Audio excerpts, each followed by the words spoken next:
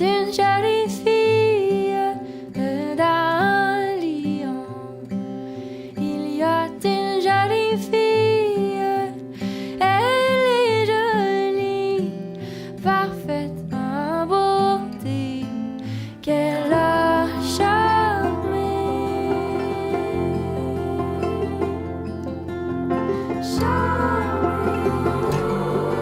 Elle a charmé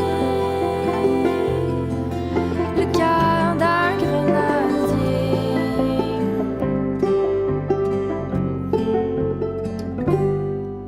Bon grenadier, amène-moi dans ta chambre. Bon grenadier, amène-moi dans ta chambre. Oui, dans ma chambre, je t'emmènerai et je te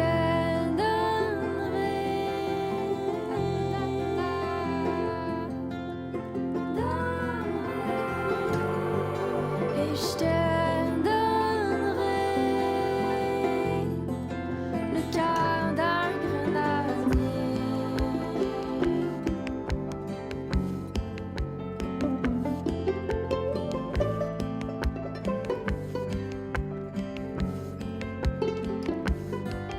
Et l'autre amant qui est à la porte qui écoute.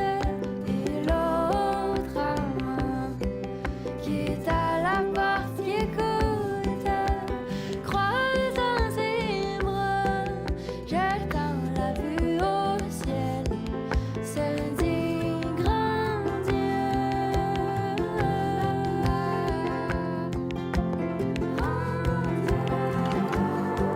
se dit grand Dieu, que je suis malheureux.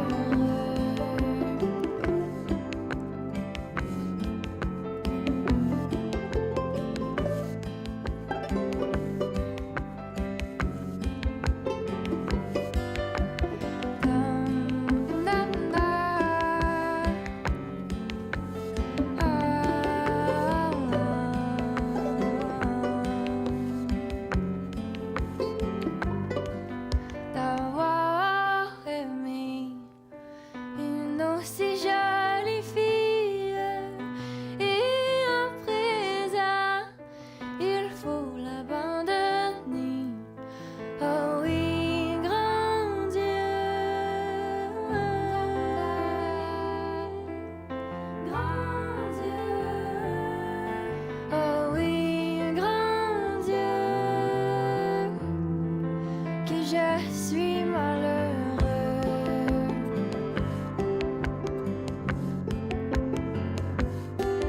Pas ta chagrin, pas ta mélancolie, pas ta chagrin, pas ta mélancolie, pas ta plus loin, ne reviens plus à moi, puisque mon cœur, puisque mon cœur,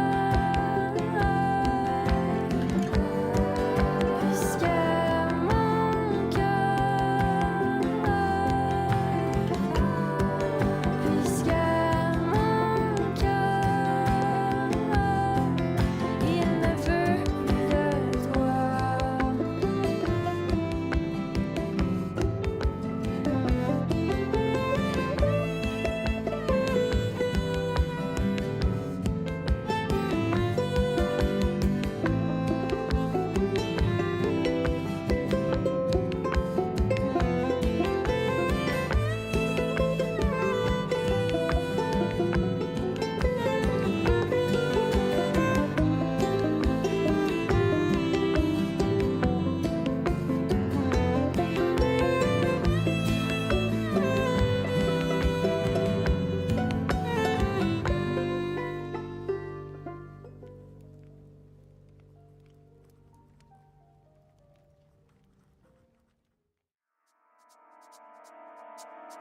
The nation is under siege.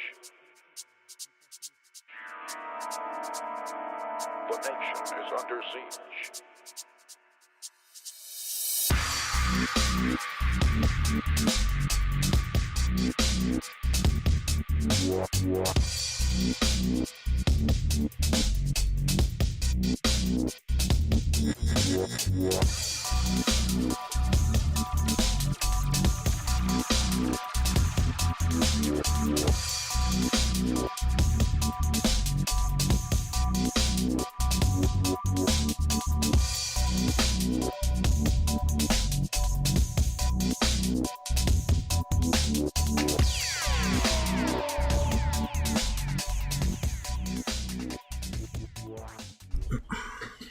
On tonight's show. Oh shit! Who the fuck is that?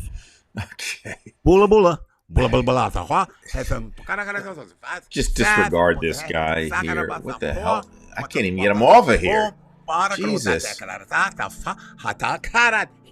All right. He's speaking in tongue already, folks. If it were only that humorous. Well, first of all, good evening, everybody. This is Divided We Stand. You can find us on YouTube and on Facebook. We are not a monetized channel. We're not looking for any money. Not at this point. Not at all. So we just ask that you become a member of our Facebook page and that you subscribe to our YouTube channel. That's it. That's it. We're not out for any type of money. Okay? No fame either. Not when you get 43 people watching your video. That's about it. Well, today was about an old tune by Al Stewart, last day of June 1934. You would know that better as the Night of Long Knives. That night in which Hitler assumed complete control and he purged all of those who went against him. All his opponents, political opponents. Many were executed. And those who lived until 1945, and then they were executed right before Hitler died. So I guess he didn't want to give them any type of breathing room if he himself wasn't going to happen.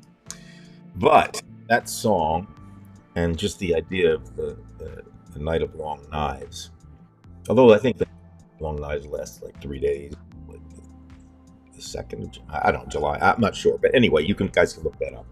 But the point is that was what we thought in 2016 we would have our checks and balances. Now it looks like there's this inexorable movement or trajectory toward deep fascism. I would even say right now we are in a fascistic government. They're in control. The law means nothing to them. They are outlaws. The courts are barely hanging on.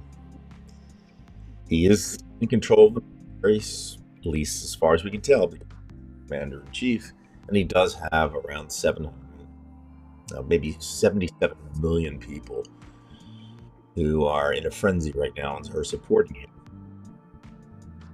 So it doesn't look good, because go back to the Night of Long Knives, what we would expect to see is maybe not execution, but you're going to see things happening to people, especially people in power who are the opposition. If we follow that same trajectory, we're going to see this year. And this isn't, I'm not Nostradamus, but it's not too difficult to understand the power of history and the power of power and how it becomes engrossing to those who hold it. And it also becomes a hell of a bad time for the rest of us.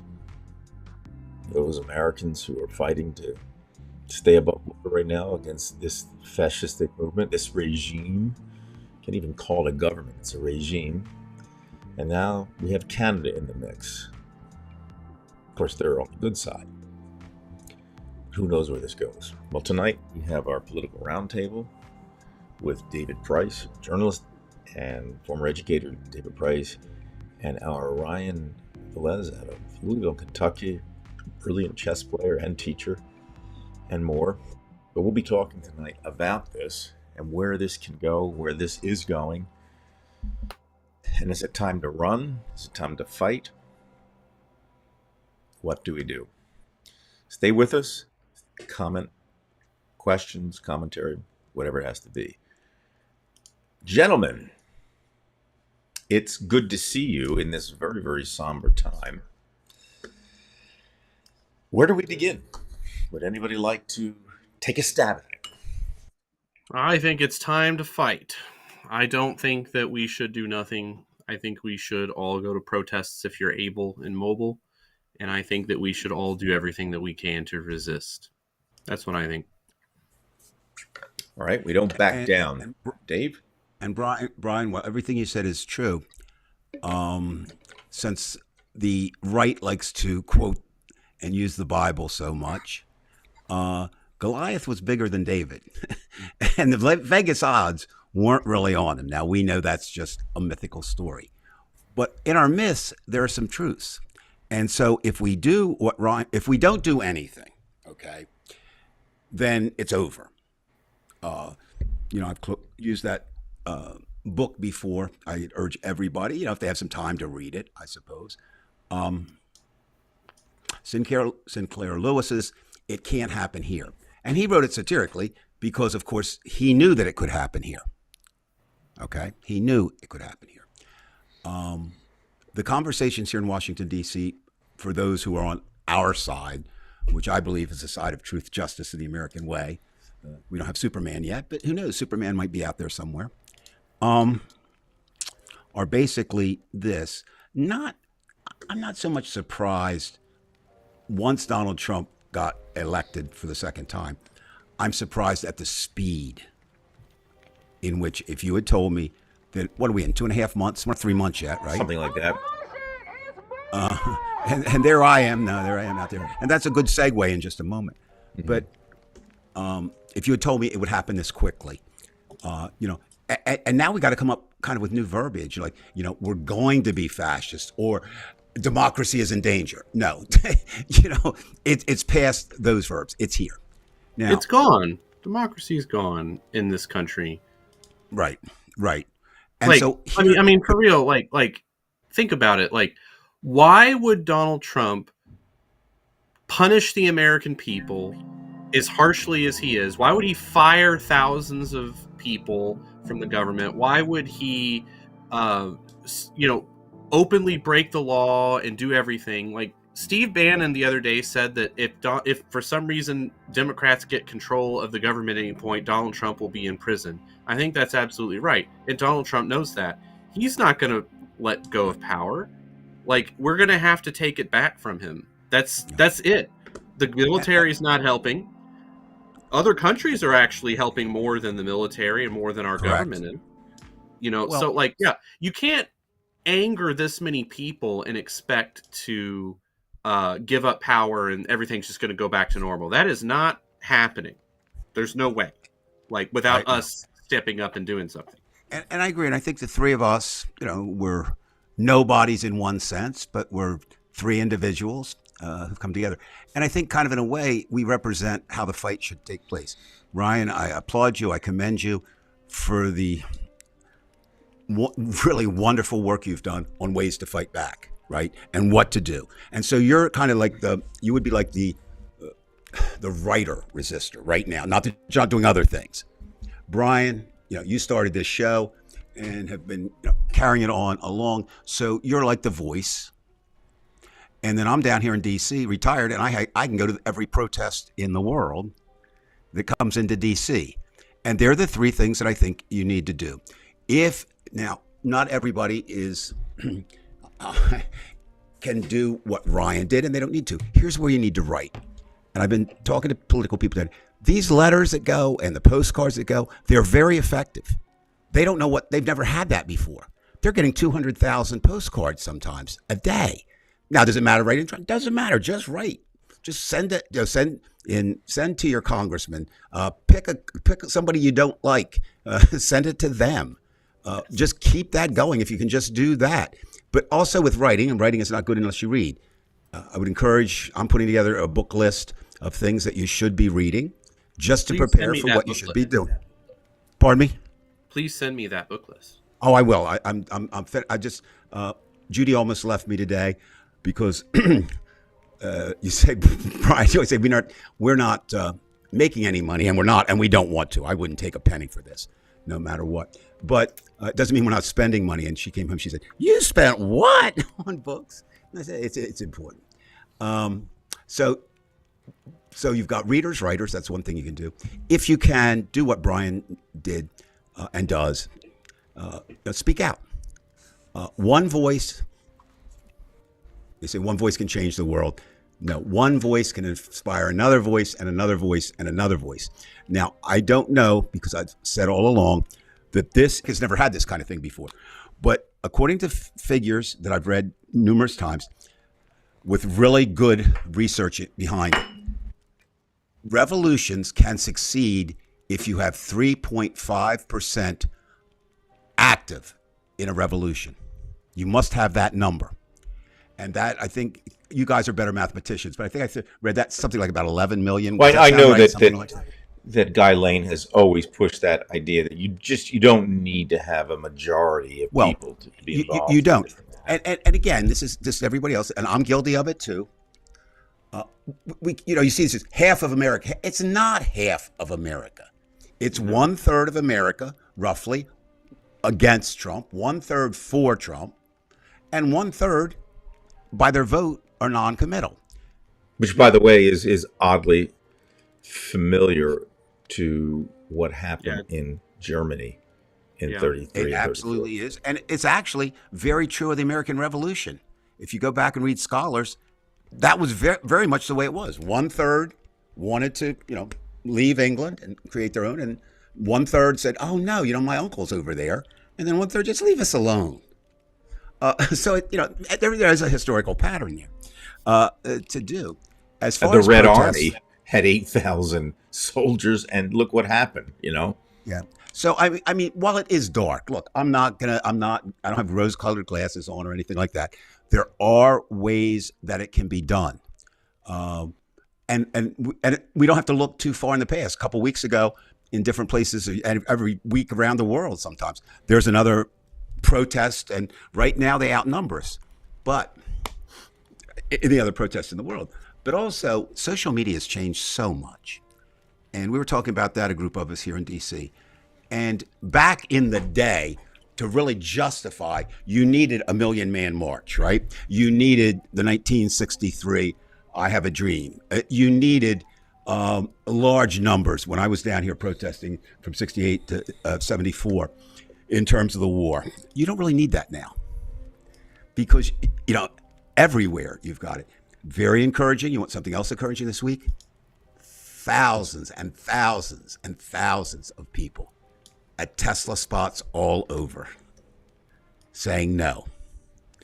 Now, to all you resistors out there and protesters, I do have, as someone who's been doing this a fairly long time, I do have a word of caution. You got to accept that there'll be some bad things that you might not agree with on the protest side. Like some, and I understand, they're horrified. Why would you set somebody's property on fire? And my argument is, you need all kinds of shock troops.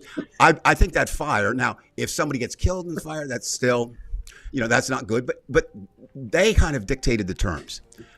They say it's all out. And so we have to, and people, like I says, when people are scared, and they are, there's really no, what should I say? They lose. It's an emotional. You're reacting on emotions, and you should. The other thing, Brian, that you said, and I think also we have to pay attention to, and Ryan, you also kind of alluded to this, is right now, only those of us who have any sense of understanding of politics or morality or spirituality or whatever are worried. But when there's no way that those who voted for Trump will not be affected. They have grandmothers, and when Social Security doesn't get there, and it won't, when health care won't get to them, and it won't, when suddenly a ticket to a baseball game is $572, and it will, not quite that high, then we'll have a whole different. But right now, they're just sitting back. They've owned the libs, they think, and they continue to own the libs. Well, first of all, surprise, surprise, Trumpers, you don't own the libs. You got 3 libs in front of you tonight. I know you don't own any of the 3 of us. So it's going to be a long battle. It's not going to be short, and there's going to be tragedy involved in it. Is there anything that's happening right now, gentlemen, that you see as a great precursor to this is a definite regime, and the common person has to wake up and say, okay, that's a great indicator. Is there one or two things that the repeated ignoring the courts. I mean, that's the biggest one. I mean, like another thing too, I saw this, I'm really bad with knowing every single congressperson. I can't remember which one it was, but there was a senator, I think, trying to introduce a bill, and he was being challenged about the bill. And the bill basically contained language that would subvert or give Trump the ability to say that Congress doesn't matter anymore. He did not know that was in the bill. He did not know. He is not reading his bill. He is being told what to do. Right. And he had a look of shock and befuddlement, and he was letting some lawyer behind him, who I imagine was a Trump lawyer and not his own personal guy that's helping him. And it's clear, like, they are trying to push for total and complete control. And the second one is the mass firings. I don't care who you are. The mass firings does not make sense. Like, I talked to a Trump supporter, or former Trump supporter, I should say, online. Most online discussions are fruitless. This one was not. He basically said that, he's in the military. And he said, if you want to find waste and fraud, he said he worked on some kind of engines in the military. I'm not sure for what type of vehicle. I don't know. But he said he worked on engines, and he found the civilian contractor engine cost $10,000. The same engine off of Amazon was $2,500, just from other non-government contractors. He says, that's your government waste right there. And I know the same thing is true in the healthcare industry. It costs $2,500 to get a blood transfusion, but it costs nothing to donate, and you're not paid for that. Like, why is the cost so high? Like, it doesn't make any sense. Like, I'm sure that we could do better and save money. So it's like, these are the ideas that I think point to definite fascism, because they're power grabs in their own way. I mean, I could go on and on about it. I'll let Dave say. I understand. Dave? No, Ryan. I think because your points are always appreciated and well thought out. As I look at this, it's interesting because fascism, in one sense, to me, is a political stance. Okay, like democracy, fascism, communism, socialism, and we're definitely there are people who want fascism, but also we have the problem of the oligarchy, and that. Even if we solve the fascism problem, even though they're kind of one and the same, that's another problem. Now, you say, again, find some encouraging signs. I'm encouraged by the crowds that AOC and Bernie are drawing. I think that's, they're outdoing Bernie's crowds when he was running for president. They're outrunning or outnumbering anything that Trump did in some of those districts. Of course, the right just says, well, they're just dissidents out there. They're not. Okay. Yeah, there are some there, but they're not. Yeah. And that's it, Ryan, right there. The freedom of speech is, to me, is the one thing that has always defined America, that and the rule of law. Well, the rule of law is now gone. That's gone already. And, sometimes you say, well, why do they capitulate so quickly? So, I was having a discussion with someone who's more knowledgeable than I am in this area, and we're talking about Colombia, the capitulation, how quickly they gave in. But that's what, $400 million it would have cost them, right? Not to capitulate. And it's very easy to sit back here and say, don't do that. But if you're looking to keep Colombia open, I don't know. I'm not there.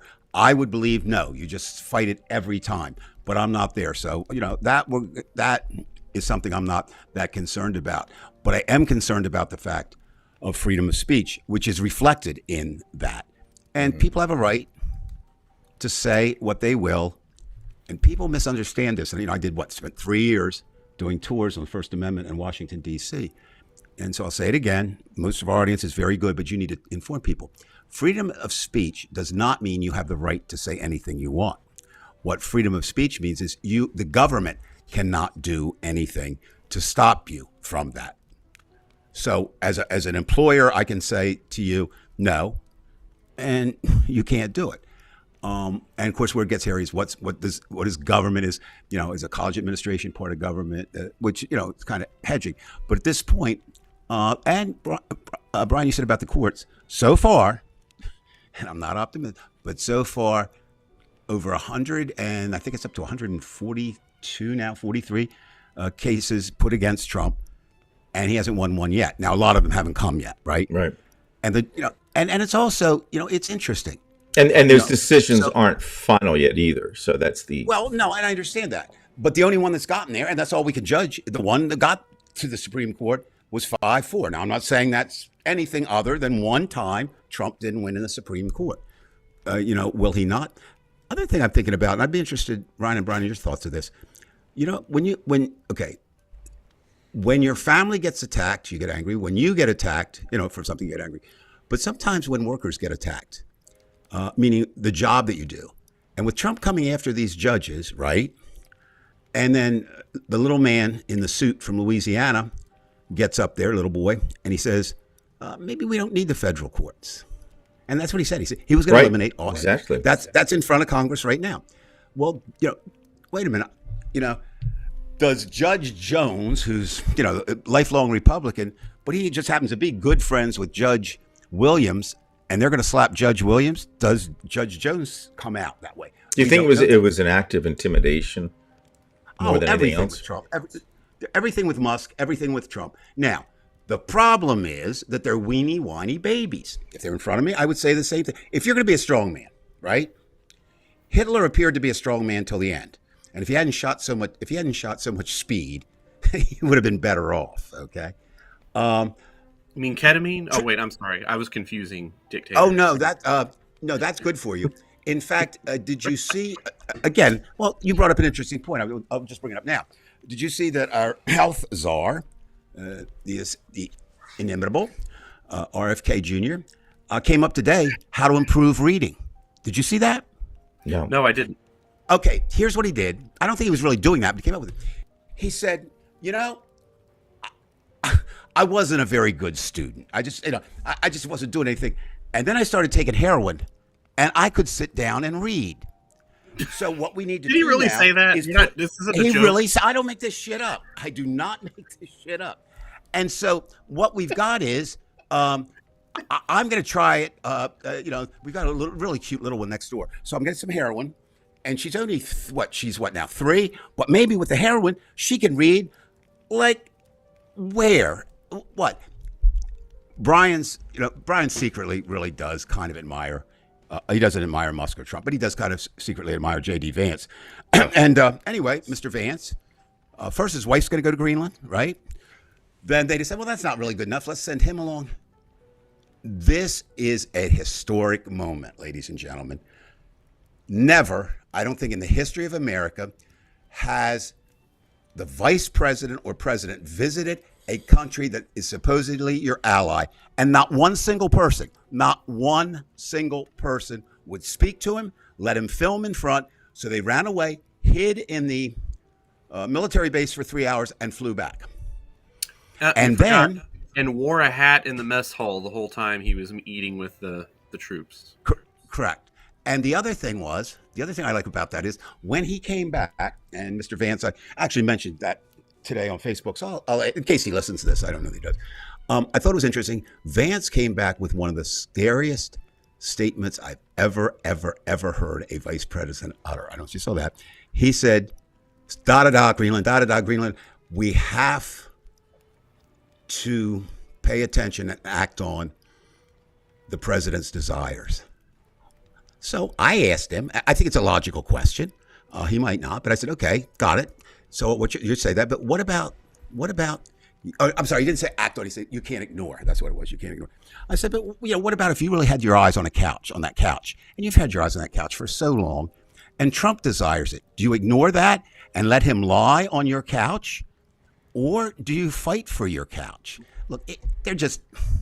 And the worst of all, guys, the worst Mr. of Vance all, we gets haven't possessive over couches, so we understand. I mean, that alone shows the absurdity of it. Look, he never had sex with a couch, but people believed that he was the kind of guy that could. That doesn't speak well of your character. I honestly thought when I first heard it, I said, boy, is that bizarre? Not thinking, So, in short, they are, what was the one today? Okay, new acronym for Doge. It was called the Department of Greed and Evil. And that's really what it is, right? And, you were talking about the layoffs, and they're just numbers for people. Here, it's an everyday experience. We encounter another person. This is where and what they're also doing is not only are they laying off, they're also moving like offices to Idaho. And you can go there or you can lose your job. And even that is, I don't understand how any Trump supporter can say, make up your fucking mind and stick with it. Well, we're going to let him. Got to get him. Nope. Can't find him. Oh, well, we'll get some more. Now, one last thing on this. Obviously, this is not necessarily related to Trump indirectly, but I guess if I were a man interested in signs, airplanes are falling out of the sky. Now, the tragic thing we had we can see it from our window. As they say, at DCA, do you know yesterday they came within 2 seconds of another collision? I heard that. I heard that. It's true. It's true. It was, again, a military jet was 500 feet away and headed straight for a commercial jet. Now, I've heard it said that they're traffic controllers, it's the most stressful job, and people burn quickly, and it's just something. Well, we're short them now, and they're targeting there's not a department they haven't targeted. Department of Education, they don't realize what they've done. Well, they do realize what they've done. They do realize. But they think, and maybe, guys, just maybe, things can't function. Oh, and the Department of Education, I don't think is actually going to get closed. I would agree with you. No, I have proof why I think it's not going to get closed down. It's really funny, too. So you have all these students who are in student loan debt. Mm-hmm. And every single promissory note that they sign, which is a note where you promise to pay back the debt, is a legal document. You sign it, you can't get out of it because you can't bankrupt the loan. Every single promissory note ever done in America for student loans says, I will pay back the Department of Education. They all say that. So Trump is trying to shift all of the student loan payments to the Treasury. Well, it does not say that I will pay the Treasury. So I think when it goes to the Supreme Court, because it eventually will, correct, they are going to uphold it to make sure that the debt stays payable. Otherwise, they can't do it. Right, but which means they'll keep the department in name only, and they'll have a certain number, couple hundred people working there. Probably not even that many, but yes. Right, and they can do that with the post office too. They can do it with anything, and that just is the death knell of whatever institution he wants to get rid of. He just said, okay, well, you're going to have a job, but you're going to be in the Outer Hebrides right now, and that's where we're going to put you. Let's look at it this way. Is there any single thing he's done as president in these 3 months that you could in any way interpret as good for the American people? I'm going to go first and say, I don't see a thing. I don't see anything. Not one. I'm trying to think of one, and I can't. There isn't one. All the people who are super happy, they're getting screwed over, and they just don't know it yet. Well, and they will. It's not like they can pick up the phone. Well, Katie Britt, senator from Alabama, and my grandkids being there, I follow Alabama a little bit. And as soon as it came out about the cuts in NIH, well, Alabama. Everybody thinks that's a backwater kind of state, and it is. But the University of Alabama is pretty damn progressive in what they do, and that they're kind of the southern hub of science for all the schools down there. and they have a very large. It's not an endowment. Very large of money comes in from NIH, and Katie immediately said, "Well, we need to cut stuff, but not that." So everybody's got the but not that, but not that, but not well. Musk. I mean, when a man says you got to take a man, even he's a liar, you got to take.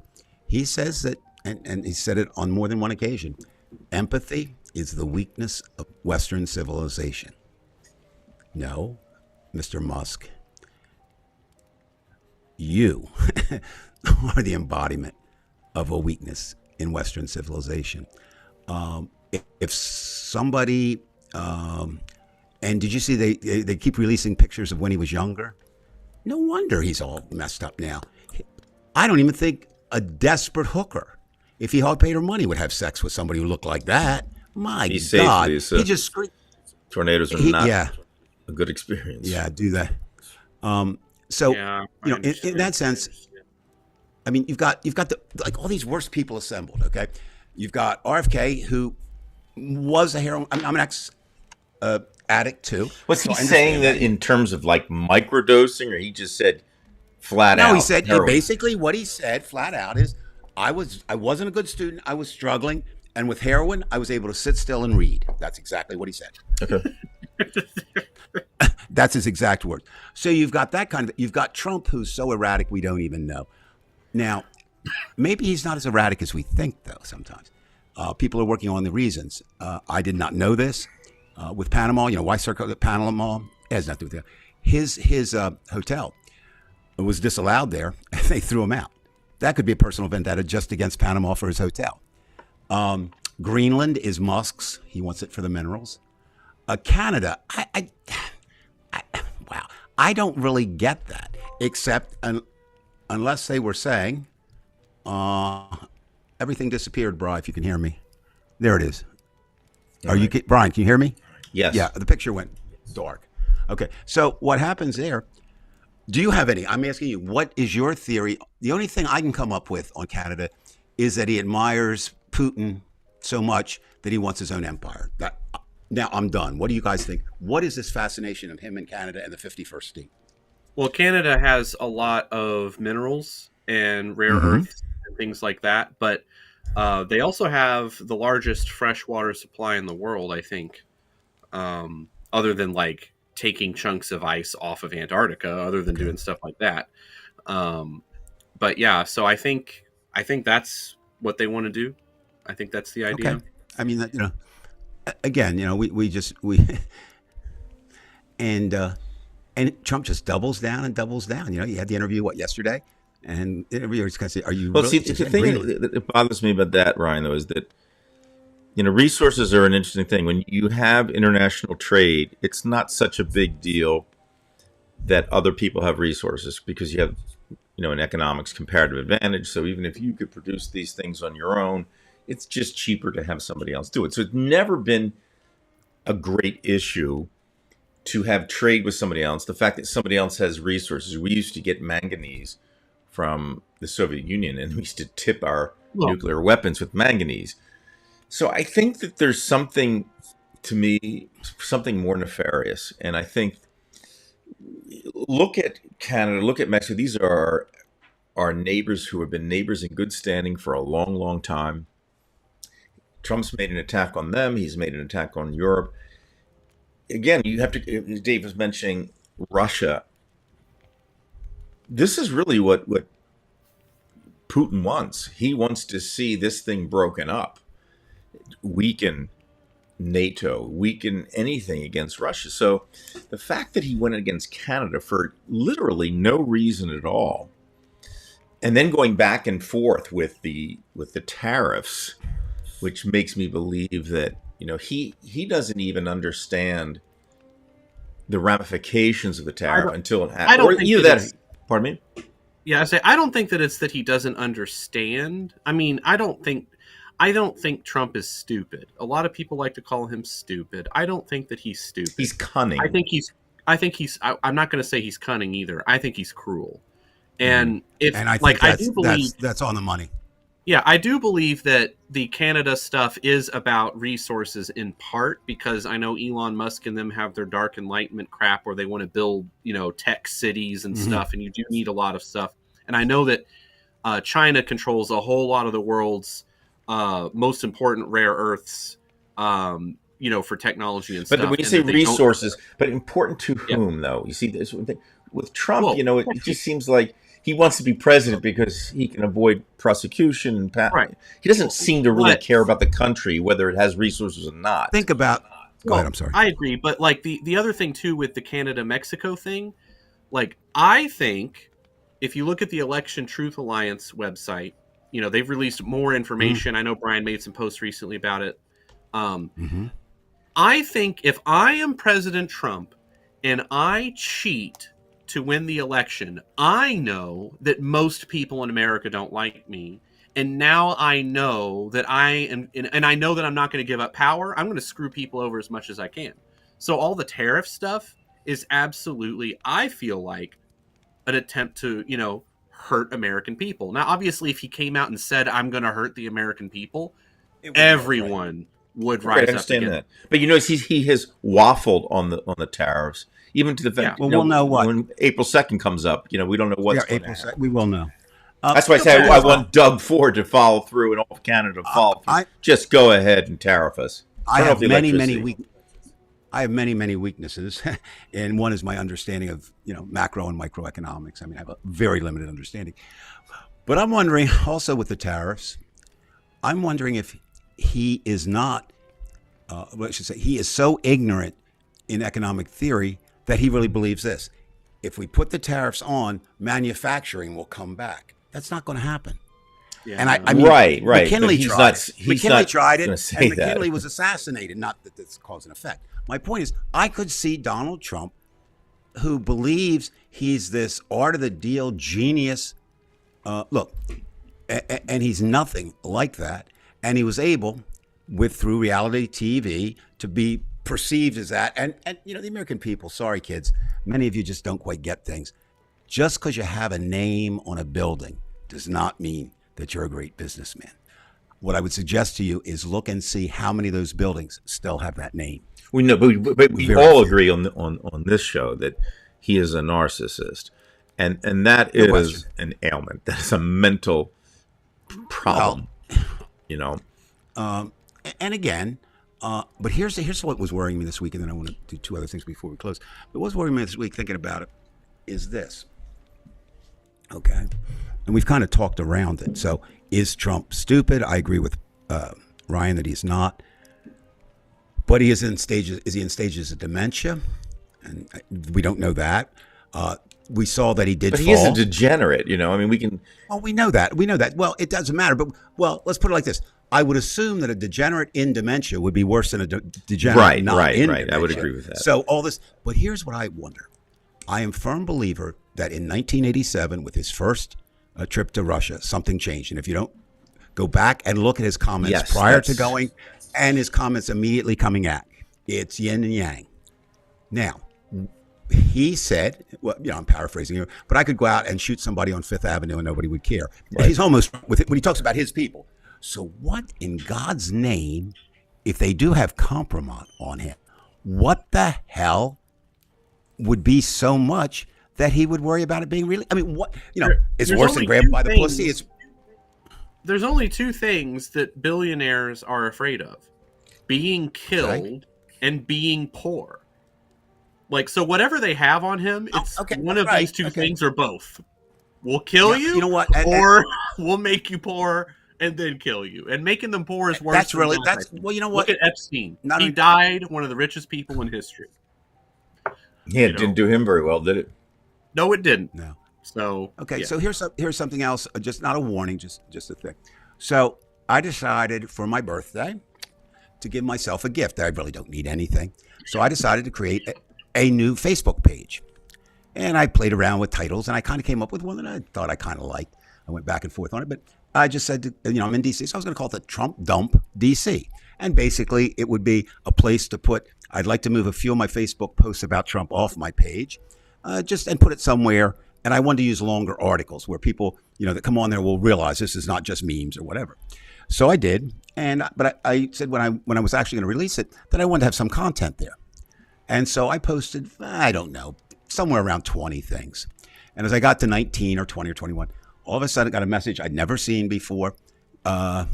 Basically it said this: we're protecting you, we're protecting the page, and you can't post. I'm like, time out.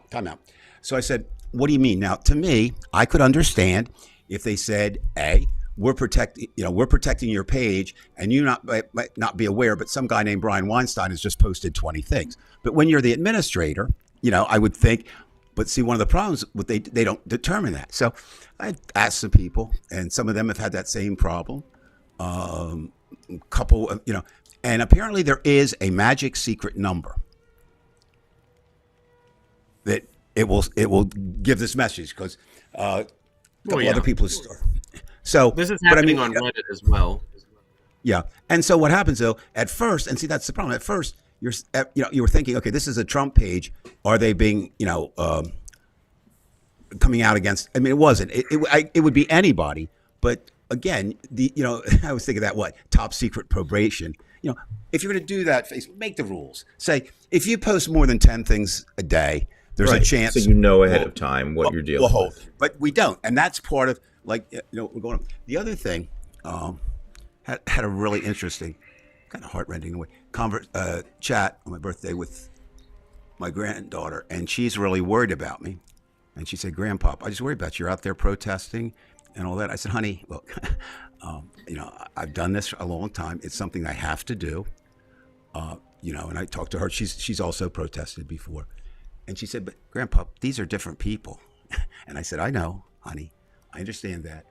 And remember, I actually took my grandchildren. Do you think the state of Alabama has affected? No, well, we'll come to find out. Here's a weird one. Sorry, son, I love you very much. Michael talked to Judy. My son Michael talked to Judy, and he said, I'm worried about Dad. And it's wonderful when you're loved like that. But do they understand Dad? You still are you. Yeah, they do.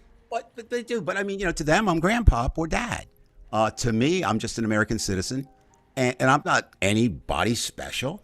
But I'm somebody I think has been well trained in being on the streets. And what they don't realize is I don't go in as a protester. I go in as a reporter who also protests to help the numbers and write. And if everything works out, guys, I'll announce it tonight on the show. It looks like that I finalized a handshake handshake agreement with the leader of the 24/7 Peace Vigil at the White House. And we're going to do a show together talking about what's going on there. And we'll have access to their camera. They're putting up a camera, and they'll have a camera on the White House 24/7 to turn the surveillance around on them. Now, whether that will last, that'll be interesting. Good luck. Yeah, we'll see about that. But they are. I mean, they've been there for 42 years. You talk about committed people. They're a group of 8, and sometimes they drop down to as few as 5. If in the past, and they man that. I call it the protest shanty. They man that 24 hours a day, 7 days a week. And somebody has to be there because the agreement is, and I don't know by whom. I still haven't quite grasped that. But the agreement is as long as somebody's there, they cannot take it down. So I don't know if a former president did that but I mean, that's the rule, as everybody understands. Which, of course, are meant to be broken by the Trump regime. Well, yeah, but every time that happens, do we gain 2 more, 4 more? I don't know. There are a hell of a lot of people that visit that shanty. I mean, a hell of a lot of people. And a lot of people, will argue. I've been up there and they'll argue. But a hell of a lot of people just say, thank you for what you're doing. You can do for us, and we appreciate that. And they do world things. So does that anger more if something happens to them? And we've got to we don't have to get that many more people. But I don't see, do you see anything that Trump's doing to protect his presidency from the people? I don't. He believes that he doesn't need the people. Brian's right. No, I agree. How the hell do you attack? I mean, now again, and who's got his ear? And we don't know that. We really don't. We know that Laura Loomer now cannot get a seat at the White House, which I find kind of interesting. I don't think Bannon has the same take that he used to, but Stephen Miller's still there, pitching away. And if he's writing those speeches. Well, yeah. If you got to go to a fourth after Trump, Musk, and because the sound that comes out of those speeches is just it's like manna from heaven for Trump, because it's exactly that adulation that he wants to hear. He feeds off of that. So Miller's never going to be gone with that type of no. Miller's Goebbels there. talk. So I guess it still comes down to you can't control, we can't control what Trump's doing until we get rid of him. But we can control our attitude toward them. And my attitude is we'll fight and we'll see. Somebody's going to win. And I think a lot of people honestly don't want to go into the fight if they don't think they have a chance to win. Well, every fight there's ever been, somebody wins and somebody loses. And sometimes it's the heavy favorite. And sometimes it's the underdog. And it's not so much Trump that I think most people like us are afraid of. They're afraid of as much as they are cowards, of the Kyle Rittenhouses with the guns, because we're, law-abiding citizens. Okay, I'm not good. Like I said, look. It's obvious when you go to Alabama, you're not going to just start putting your Kofefe shirts to the Alabamians there. Honestly, I do. I hope so, because it's good, but no, and again, you'd be hanging from a branch down there. It's no, no. It's interesting. There are two levels of hate in the South. There's the one that they profess, and there's the one that they do. Okay, and they're two very different. So and you got to remember, it's Tuscaloosa. I'm not in Duckfuck, Alabama. Tuscaloosa is actually a very liberal city. With a university, it has a. I understand that, but once you're off the grounds, then you got to deal with it. But what I'm saying is, it's just not the same. That's all. I mean, there are parts of Alabama. There's parts of Stowe Creek I wouldn't go into. I understand that completely. Fortescue, but I just think this. And it sounds Newport. So macho, and I don't mean it to sound macho at all. I really don't. Or it sounds like I'm invincible, and I really don't mean that. But honestly, if you're scared of getting killed, do you really believe in what you believe? Well, you're right. I mean, that's the John Reed idea that, there's some things worth living for and there's some things worth dying for. And that's what I think your relatives have to understand, is that as much as you are their grandparent or their parent, you're still you. And there's something more important. But I'm just, it's genuine. It's genuine concern, and they weren't like. It's just concern, and I think that's very moving, and I think it's great. So, what's more important, love or truth? Depends. Everything's in context, Brian. Nothing. I understand that, but if you had to just go like that, I would say truth, because you can't. I wouldn't say that. I mean, I would have to say, here are the circumstances, and I will choose. That's just my position in everything. I don't see absolutes. Anything can change the situation. So, in certain ways, love would triumph over truth. In certain ways, truth would triumph over love.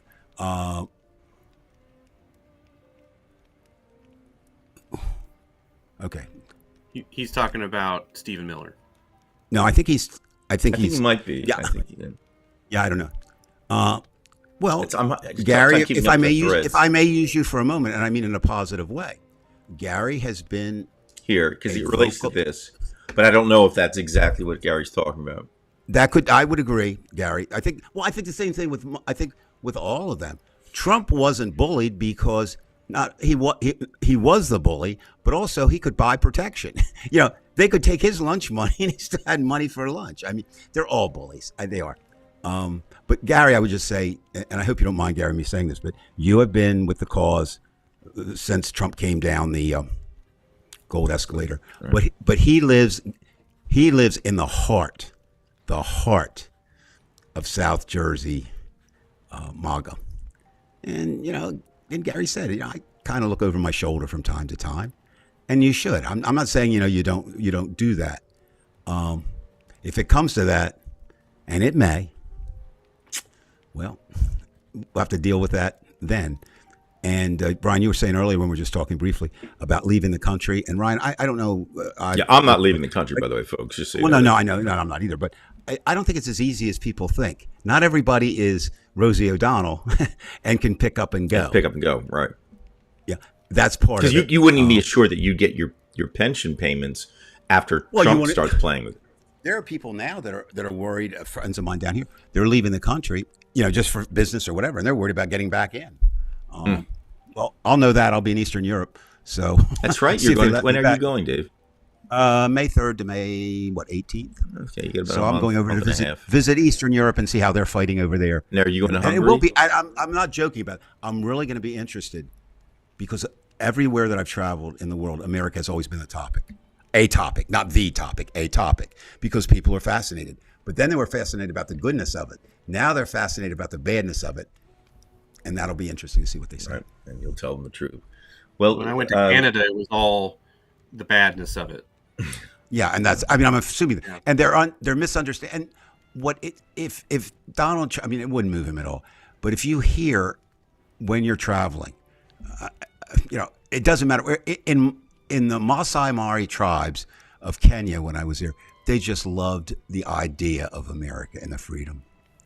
And right now, that's really all we had, and we don't have that. And I imagine it's devastating to them. It's like seeing your idol, what is it, feet of clay or whatever that cliche is. But it's like they really held America in high esteem, most places, because that was the idea. That was the ideal. And we produced. Now we don't produce. Now we have a fascist state, not will be, not leaning toward. We're there, and now we have to figure out how do we get rid of that fascist state. And that will be next week's show, and the week after that, and the week after that. So, all right, gentlemen, I appreciate you coming on tonight. Very depressing. On the other hand, as you said, we have to fight, and at the very least, if that means just joining Divided We Stand and getting involved in the commentary, you have to start somewhere. You do. Are you guys going to any of the April 5th protests? Of course, I will be there from the moment it starts until the moment it ends in D.C. I won't be in D.C., but I'll be going. No. And again, Ryan, what I'm saying is, I think this is just my belief. I don't think in today's world with social media, it's as important, as it once was to be in D.C. It's just as important to do it anywhere in Kentucky as it is here. Maybe more so in Kentucky, because it shows, the national. That's why I was so encouraged by the Tesla protests yesterday. They were all over the country. They were huge. And I know we're running over, Brian, but I got to ask you this question. Sure. You say it was very depressing. Why do you use that a lot? Not that you're not a depressive. I know that, but did you really? Was it a case of you just didn't think it could happen here, or you didn't think Trump was astute enough to be able to do it? Just interesting. I don't know. No, this Did it is surprise where you, or I don't know. And you kind of know this, Dave, because you know me pretty well. I'm a very pragmatic person, but there are elements of me, my expectations, or you would say my naivete, is I have expectations of idealism, like this can't happen. Like somehow we're going to come through in the ninth inning, and Babe's going to hit the home run. But then this kind of confirms my lack of belief in things, that the universe is ambivalent, that these things do happen, and you're not going to be saved by the bell, and this is what it is. It is what it is. You have to understand too. I'm pretty sure, based on the math that I've seen, that they cheated, and it's very possible that most of America, an overwhelming amount of America, did in fact vote against Trump, and so I don't have that. So it's like I like when I hear people say things like, "Oh, the white women didn't come out and support us," and that may be true, but we don't actually know that right now because of we don't know, and we'll have to see where that goes. Those numbers of non-voting are very damning in the places that they show. There's no way those numbers are accurate. Just to be clear, like with the voting thing, I don't think that the Election Truth Alliance is going to find a way to oust Trump because he's just going to ignore the law. However, if you are a Trump supporter who actually believes in America, and you are a military service person who actually believes in America, and all these people who are out there who actually believe in America, realize, wow, he cheated, really? That might be one service person who won't shoot a protester. That might be one person who won't follow an illegal I would order. hope, Ryan, but You know. after January 6th, after the Well, two impeachment trials, Brian, where you'd say to yourself, I don't how the fuck could a two things. Republican senator How not go many? along with this? Okay, just take that. How many people actually went up to the Capitol? Do we ever get a final count? I mean, it's an estimate. 1,000? Yeah, so probably something like that. I don't know. Yeah. Maybe two. So what I'm saying is that's only 1,000 in a country of so. And Bella's right there. We can go all in misconception. We're good. All that. Of course, Right, is but true. the problem with that is, Dave, is that, remember, how do people behave in crowds? And that's when it got out of hand. So you could have had more people there. You know, you said out of 15,000, 2,000 did the shit. No, I disagree with you on the rise. I was with the people who were there and came back. That's who I was with. And they didn't. They just didn't go. Not for any reason. I mean, what are they gonna do? Call in reinforcements? There were no reinforcements to call in. So the crowd that went up there, some of them wanted to do it, and you're right. Some of them there got involved. But the other thing I would say to you, Brian, just as you, not as to you, although I'm saying it to you, but as your representative of a large portion of Americans thinking, you said, we're not in the ninth inning yet. That's all. You said, nobody knows who's going to hit the home run in the ninth inning. We're not there. We're in about inning 3, maybe. I mean, what happens most. when the Secret Service realizes that there was a rigged election and they realize they're not protecting the president? I don't know. I don't know. I don't know what happened. I just That's keep why seeing the continuum. I know what you're saying, Dave. It's not over. We do have some It's not, guardrails, right? but I'm not talking about guardrails. I can No, see they're the off. continuum. I've seen this since '93. I understand. Actually, that. I've seen it farther than that. But I always come back to my argument when you and I get into that. America is not Russia. I'm not saying it can't happen, but it won't happen the same way. It's drawing, it's Russia to me, and I defer every time to your expertise. But Russia, if I understand correctly, has never had freedom, and America they came thinks very it's always, close during the Right. October Revolution with Kerensky. but they've never came had it. close. And we have what 250 almost years of supposed democracy. So it's not changing. And even if you look at Nazi Germany, the fascism here, it could be worse, for that matter, but it can't be the same because our whole system was designed not to have a king, and now we have a guy there who believes he should be king, who wants to be king, and is acting as a king. So I don't know how we're going to react to that, but we'll see. Well, we'll pick this up next week, gentlemen. I really appreciate it. Ryan, we good for next week? You think, or we're good? It's kind of week to week for me, but generally I'm fine. Okay, so you'll tell me, and Dave, you're not going to I'm May. go- no, and we'll test this. The other thing I would say in May, I won't stay with the show, and it can be done anywhere in the world. So it'll be kind of fun. Maybe I can get on the streets. Well, until then, hopefully you'll have some videos from. I should be fine April for 5th. next week. I don't have any chess tournaments or anything. It's the following week I might have trouble. All right. So. Well, mainly I'm worried about next week with April 5th. Ryan, Dave- someday. I'm sorry. Go ahead, Brian. Yeah, I'm just saying. I was hoping I could tell people that we'll be able to see some videos and photos from. Well, I'll take April 5th videos. on Obviously, I'll take videos of April the 5th. I mean, so we'll have stuff. The other thing is, Ryan, I don't understand. You go to these chess competitions now. Is it like, are they held in, where are they held in, like strip clubs or where are these chess? We don't have any down here, I don't think, do we? They're mostly held in schools. Dave, don't go there. Wow. That's why I there. said it. Wow. Because you're going to go to the third rail with I Whitley. understand. That was That's very where smart of all you, the Ryan, by the way. I like No, that. that's where all the Republicans are. That's why it's done there. Okay. All right, Dave. Take care, guys. We'll see you. See you, everybody.